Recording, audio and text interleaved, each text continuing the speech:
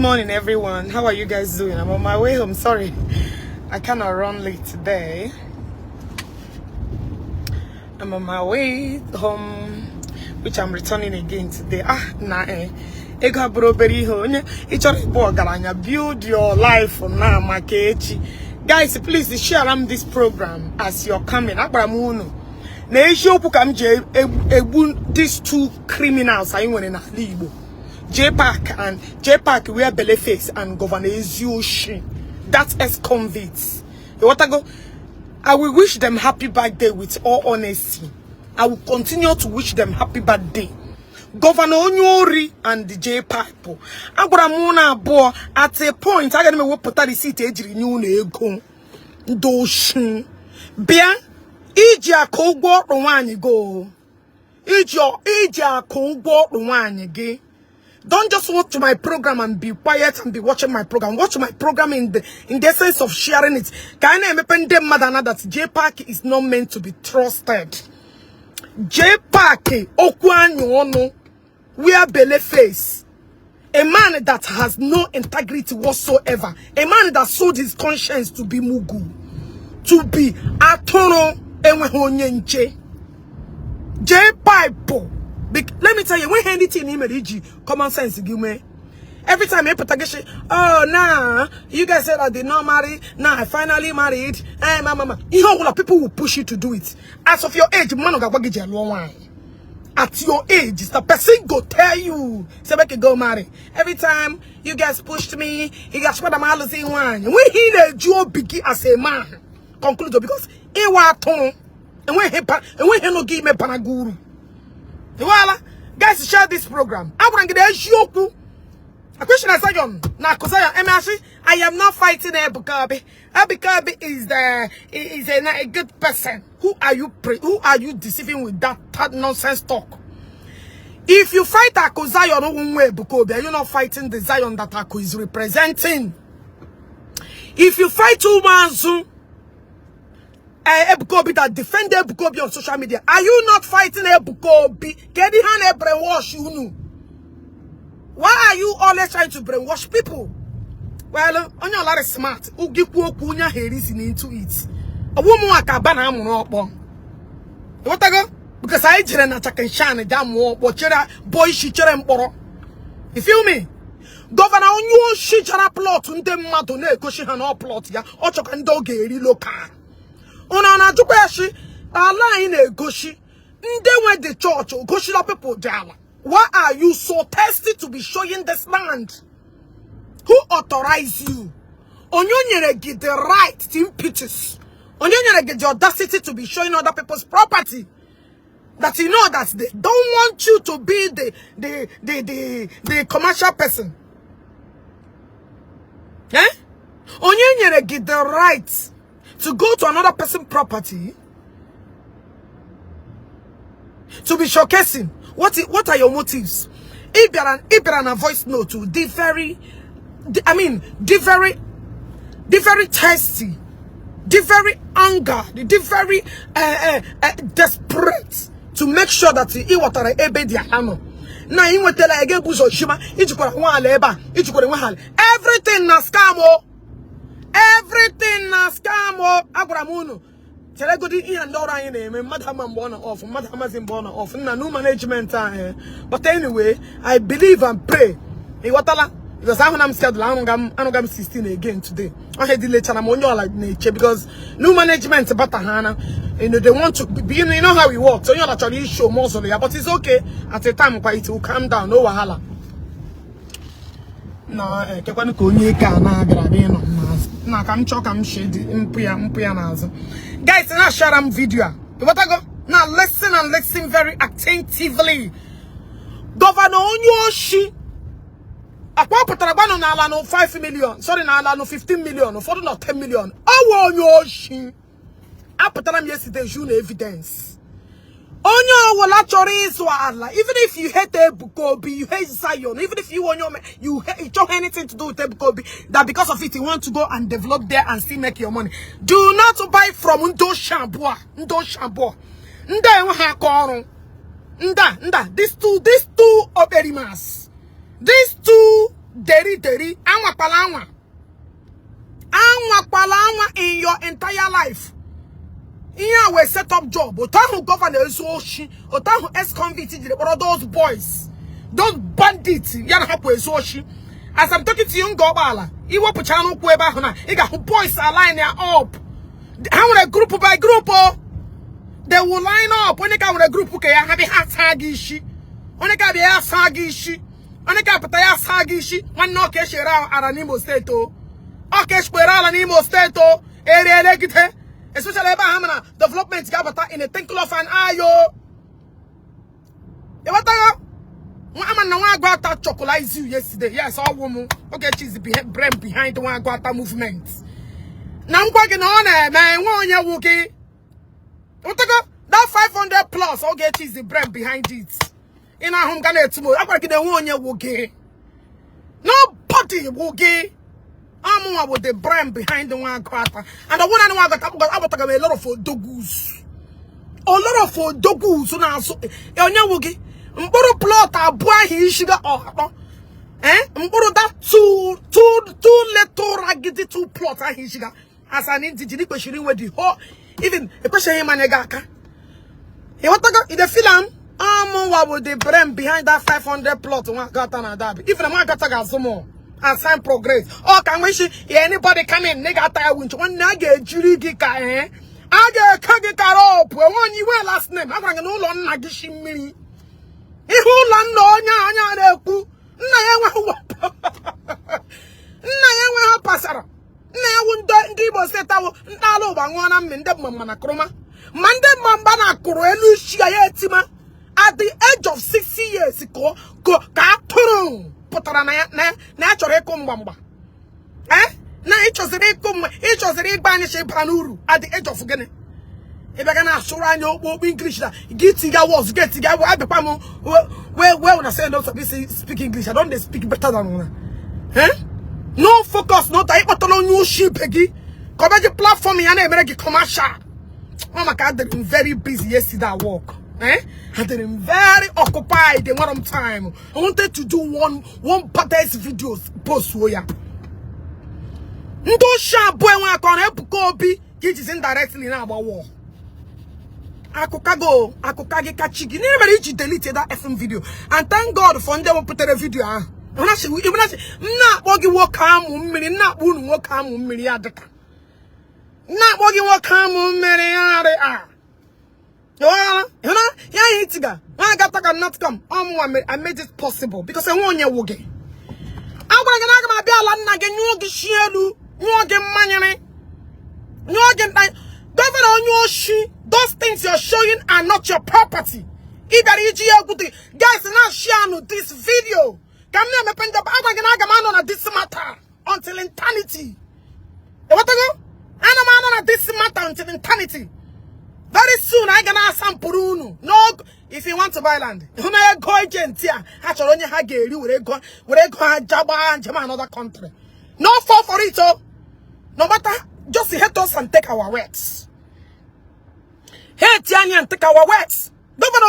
Governor is Yoshi, the ex-convict will born everybody Macau. I will born everybody Macau. What I go? Upon it when you call and one your on your she, Bari Abba who tank up and we hope pastor. Tell me she no know why you went you win more, knock it or a bia. Econina Kunyan 1 million, 2 million, 3 million, 4 million. Oh, I keep just one. I want keep begging so alagala.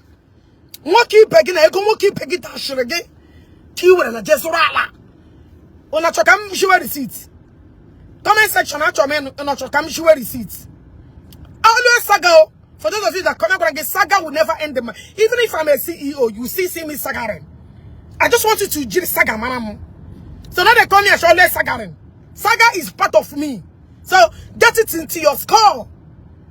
Even if I'm a CEO of a company, I got a room for my own saga. Ogechi is different from any other person where you can see. Okay, there was no, they come here every day. She the saga. Nama, return to be this. So we hope that one day Ogechi will stop saga. And allow you. And I'm about saga that will entangle your destiny. I'm about Sagomage. From Sagomage, I'm a university graduate. Even when I'm master's na PhD. Then about federal, authentic Saga and no Tayano. What Sagomage and when I know Lua. And nobody they hear their voice. And when with that kind of time, who the Sagamon on email? What other Sagam na Saga game making part out. He got a home, he gave Elia. Game West Pen for 80 years. Game went internal bleeding for 500 years. Game went Pashoko Stroka, Biage, Gabo Aboganyo, immune system getting that very disorganized. Okay, they are aware. Saga every time Saga is part of me. Go and know it and write it down. I am not your wife. I am not your sister. I am not anything that related to you. Mamre redeeming man. All over both the positive and the negative part of me. Just only the positive part of Obadim Jerelomo. Dim Loromo Luaromo Ron Tamuri Momu. I hana won't gugu. Diwum gugu. One you won't gugu. Holy Kanaga parang. So all Pakrosia and all like it. He's not complaining. You should not be complaining about our own problem. Face your family problem. I can measure receipt. Not share this program. After I'm sharing, I read about 2 or 3, maybe those you will receipt. Ejimaji evidence. Jpac won your she, yana governor on your she. Enyeko akunyere eko jijelong. Which job? Which job? Ya whatever sign a contract no eji job. Which job? Onania promoter, Oboraleko promoter with Zorobitas. Yeah, whatever I could sign a contract. This is the money I am going to pay you for the job. Bring that contract, let me see. Ma jogo, away go like onya person, onya certificate whatsoever. You want a certificate in that? From in I got to content creating. Abia give millions of naira keji wurin. Where that receipt. Gaya ji sign ya. Acho me hia. Mbena and later can be say bia na go Eva Okoro. Sorry, Eva Gini TV. Sorry, Eva Nemu. I did not recognize you yesterday because enyega me nda woto. Even if when on Egypt you was calling a kune beg ya for money. Apa the same person epotara na oji ego. You was begging for money, crawling for money. If Gina, I've been a governance, that dry fish, that oporoko dry. At the edge of, at the bench of Nana no Waka, yet an empire minute, oh, jaw. Ehuna Guinea, eh? Just for nation, he get Jahama Basidio. Machonia Amadeshi, or they hack I'm not like it. In good channel, we negi. Where is my music? Ichibu Wafo. Eager an Egypt to Kana Bakune beg ya for Shishikaho Koko contract.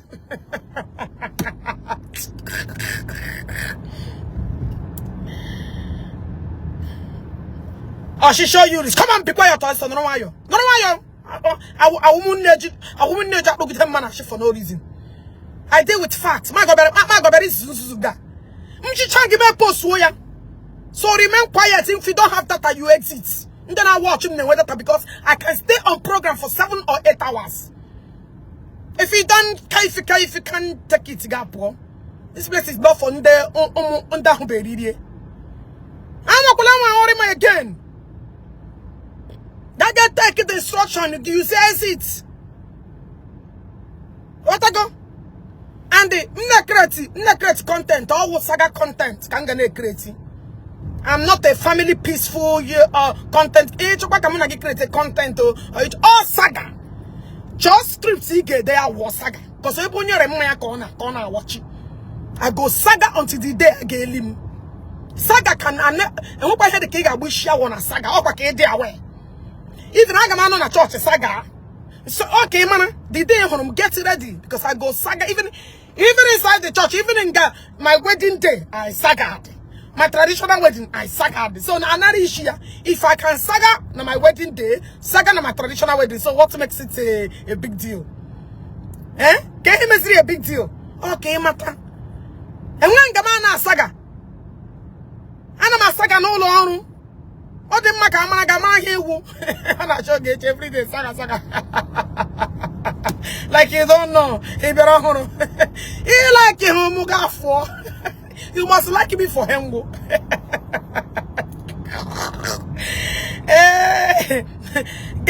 Facebook disregard any report on this. I don't know why people don't like happiness. Why are you reporting my video?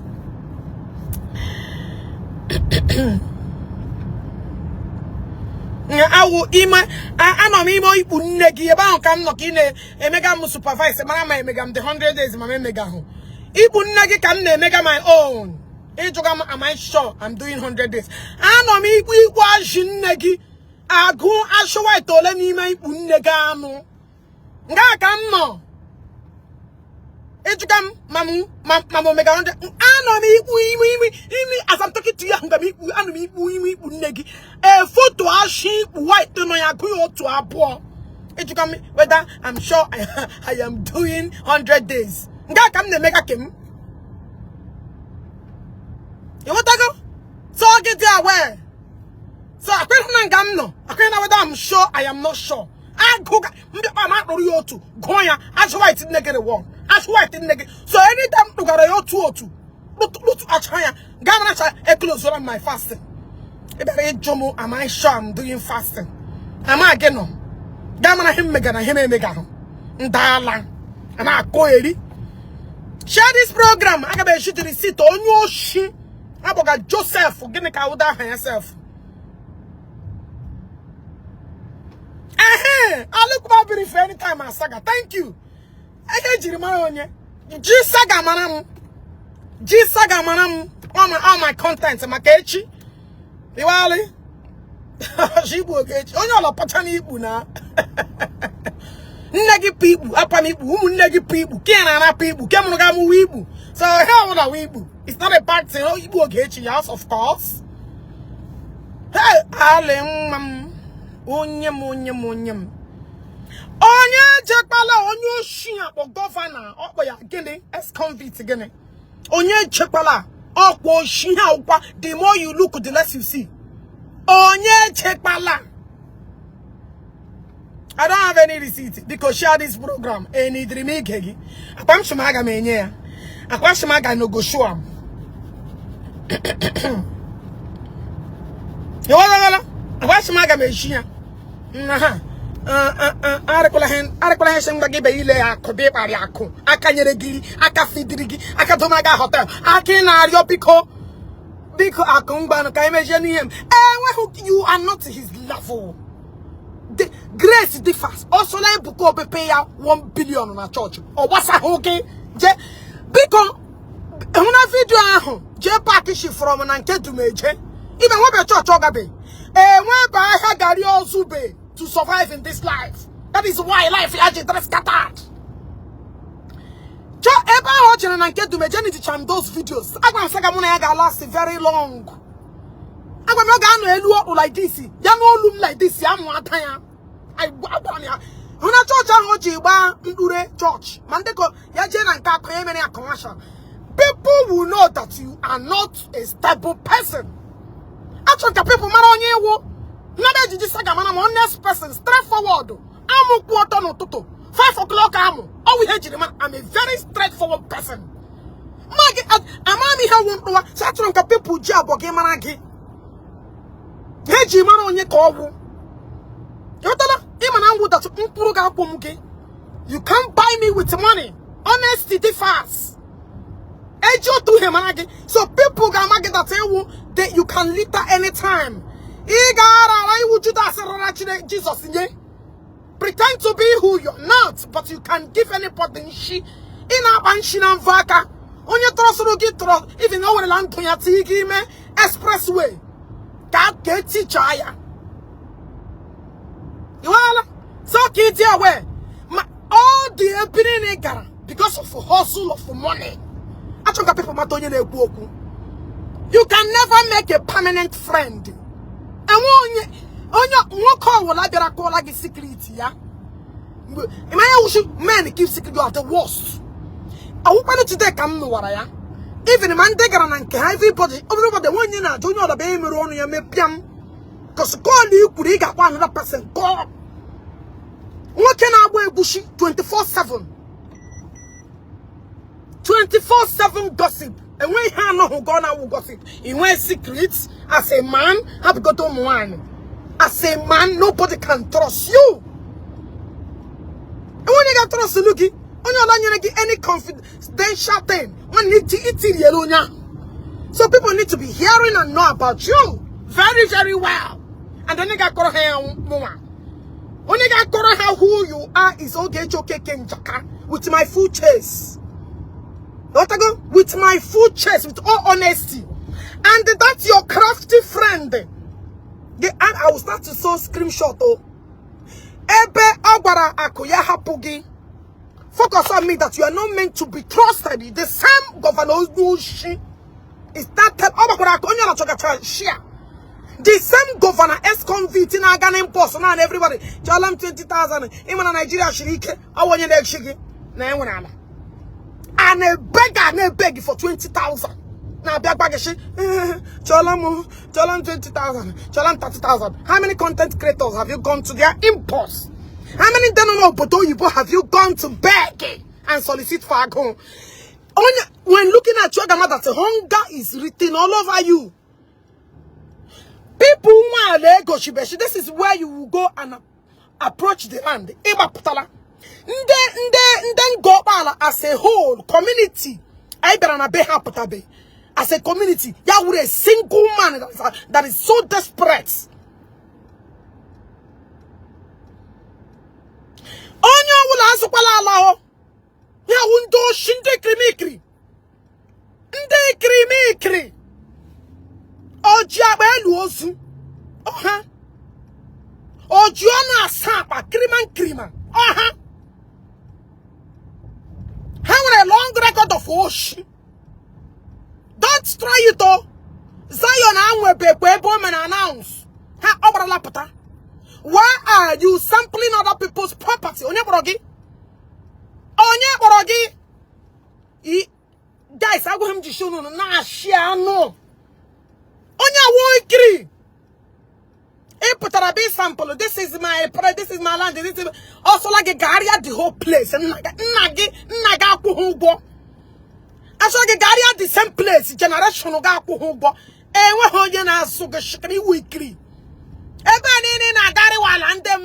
All this show na criminal show. Wetarani your C of O Iji wanted those land. Wetarani your C of O Iji wanted those properties. Negotiania guys, I got to make tiri ha. I got to make I gonna go like a jeep unlike block one everywhere. I got my totag. Kinete mebere ya wuru tomorrow can get way off. Ma biadu na woku no ngang wore ori angam ge wore mpeshipa na Igbo nwanyi Jpac na aru ya na aru Igbo ba ha obacha on Instagram ngwere ba me wore pen to fi Igbo ahụ Igbo nwanyi gi je every a lot of people Igbo bo you want to go ndani na nyara ge go ijiri ga ku ugwu Ishi nwanyi guys shine I do 200 maybe to you receipt nda wundo shi. Because that's when people gather, Ogechi lying. Men I see so share I run also so before my battery will go down. Because my battery go down and won't now. What I go? I'm where I'm pushing up. If I want to give you a banana, Kashila, your tula, now imi uya na Instagram, make a gal loa shall we peggy? Because you want to Gabijia compare a decent woman that cook for you, Uju that is very reserved. I will marry you. Would you permit me to show your introduction video before you creamy. I got me to Onyeka. I will show. I want Sagamona here. Sagamona want a long glow rope. If you know what, you can never have peace. Ma putara la kuma putrage. Poputa one kwa. We take you with the one, we take over the Isiagu. I'm a tunu kakirishi. I'm a town kakirishi. I'm a puna patampa. Henga wunu warepa. Akwemana, hey, Jaubayana, then I go back, Henga, okay. Unato, join together. Also, like you go and hire these 3 person, you, one again, governance, one governance, Chikotunu. I'm a wound, I'm working in a school for saga. The one, they got no time. Nobody should request to join. Don't request me to join, I'm not adding anybody. And I'm not a saga, no, they send requests. And the number one, it's not like a landing mad or it's not like a people when I'm sagaring. Please. It's not like a lie. It's not like I don't want to disrespect you. Because him get the strength I get them. You know what I'm getting? I don't need the love people to join me for saga. Iwala, Opangonamuru. Shiano, this thing, I don't have 200. May question. But when I make them my battery reload, I cannot be able to do it. Ara Babola no negina. Ara chaka hun negi ya jaho to la monyere age. Ara chabola negi. Iwala. So, as your Huna this unu ga ba ko una buon una go war akom. If you don't know what I'm gonna go to sleep. Una go sleep. E huna tati governor Igbo shawo governor na ndara na imana ihe governor na aronwe ibia na ndara amapadom no ndara sona ndo na rega kanike. I never knew. Amamushi this atono echikam no another level of this guy. Nandara no nemi na wana make it na onyara ibeke mo onya emege ekule be show no kule oge mebiri anya ha anyo himana okorobia ngo okpala ejire ba apaf anwo amana am shoja onyara amana nam ibere onu ga ba akwo get am ready because if you know kwa you guys could have build onu ga ba akwo. Okay, ten at home. I got one in this blue app. What that one? Abamu Jpac. Don't be surprised that Abamu Jpac got put here very soon. Ajima saga. And we buy anything in me. And we hear me involved in my saga. Get the power. Everything, including my saga. So, God less surprised that Bobble Jaba saga. Because saga is we put all Ili Ji Yam war. Iji picture Pam war. That's no limits. Only Igbo. What have that got to do with it? So to tell you that the saga ain't limits, all Ili Ji Yam war. Even a bullet for you and me, oh. Guys, share this program. I do 200. One the no. First receipt tomorrow. Got receipt. And don't get with that. Okay, roll at 200. Guys, check my corner. Here I'm not now expressway. Come corner right away. Come show no receipts. On your shoe 1 million. Come get you soon now. Pay attention. Pay attention. Go ahead yourself. Good. Make sure you scream. I didn't want to post here. Here 1 million akunyere on that first 1 million. Oh. This is first 1 million. First 1 million. George Pakashia. Yana komatarangwen. What date? Akujenya 1 million. Get it on. She has served all for 10 to 15 years. Akuja with 1 million in year. Screenshot it and view it. And when my hands so good, I'm going to get Jpac about war. A pack and you keep about war. It's not crazy. Ego. Ndani to remove. But to baby Oku. Baby Oku, you like 1 million. Baby Oku, one ya kike. Man of former. Baby Oku, you like 1 million before. I question you better baby Oku na this saga. My own saga, I don't have limits. What I go? Baby Oku, you were a national compare Aku. Imana baby Oku for years. Get me she mana baby Oku, you like 1 million. What put out the receipt, post it. For years, imana baby Oku, you like 1 million. My baby Oku require me quiet dog alamaya, but about to hit Koshano, Jpac to keep his name out of this. I'm a double tire. That is how it works. Every child got Jpac. He has nothing. Edge him the screenshot. It's your evidence. He come to my WhatsApp. I send it to you. Even that he don't want to this autonomy to dance because agama doya. I'm a skate abamuya. Because you cannot be ungrateful to somebody that fed you. Somebody in a need you to go out. When on anger, I could spend the day and spend that connection here. You see how the audacity. So baby, okay, better call him on to order. Or he collect it from me. We are not angry, we are not fighting. You're a brother. You are a good guy. But one day, call this guy to an order. To keep your name out of this mess. Okay, where Ishi brothers are born because what you're about war. You're not serve like let him serve you. So if this man I already come here to order, I don't want my name involved. I'm gonna with problem. We are from the same place. So I don't have beef with you.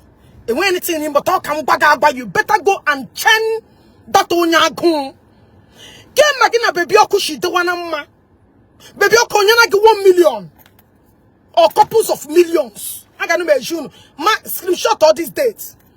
Next screenshot to date all I'm getting. I could go command. Look at you. Page go ruru or 1 million. Or page go 2 million or 3. I just get 1 million for commercial. We got a beg ye go na Egypt. You I catch him. I read the Guare I got get a cabo gadia. Get banana movie industry at the old age. Get a conde a condo that one. Oh, on a head, desi unea. Eh? Atomina seka shiagi. A little birdie at the edge of my grandmother. And one point in a quick on Jpac and I tag don't boggy. Yeah, because the only okpu and one yana. Eh? I don't need I tag and I get for years. Get I say a fair bet, and you say, I say Anambra. And I tag it, happy. Gabi, a good gabi de iti unegi. Where are you? Come and come down upon a saga. I'm a daughter those movie industry people. Ilo sorry career at the edge of retirement. Gaba movie. Look at you. You better go and look for another career. Yawuru ban granite gaga osarema. Movie industry will not favor you. I got just wrote to get scatter ke Jpac na frana for. Ana mo ake ananka chineka bogono. Ana mo ake ananka. How about who gave up again? I've been on my inbox all the time. I complain a bit. Have I chatted you before? Do I fucking know? Oh, get to London inbox. The common sense in cannot tell you. Come to my inbox so good. What did happen? Get where the audacity be to be on my plan. Oh, soon I get that jag. My bad doctor share that your HIV. I know a hip or ya gaga. And you maka or ya. Chineke Brungoni Wonyara. I'm not a gentleman, oh. I'm on a way level one again or in all ramification, but one time I condescended to your level. And I scatter about who make on a Facebook. Oh, let me save so people will be sharing and clicking and love. Bam bam bam. My Facebook is for voice. In the air my grievances. That is it. On your long pattern. Stay downtown. No, downtown a network issue. Click love and like it. Click love and like it. Happy you go. Happy you go. Share. A question and get a seat. A question and get a seat. I'm a Jpac another one. I want to wap. When I won't know shit. National war deal. And what happened? I'm a post here, man. I could post time. Jpac, get ready for war. Get ready for war. Okay, Chaga. Get on ya. Now, what dog for? I'm here. Why could you call me? Because I couldn't again. Yaronya kwenye beli before mashi yako hapo onyeka choka relevancy. Akwenyana ginri.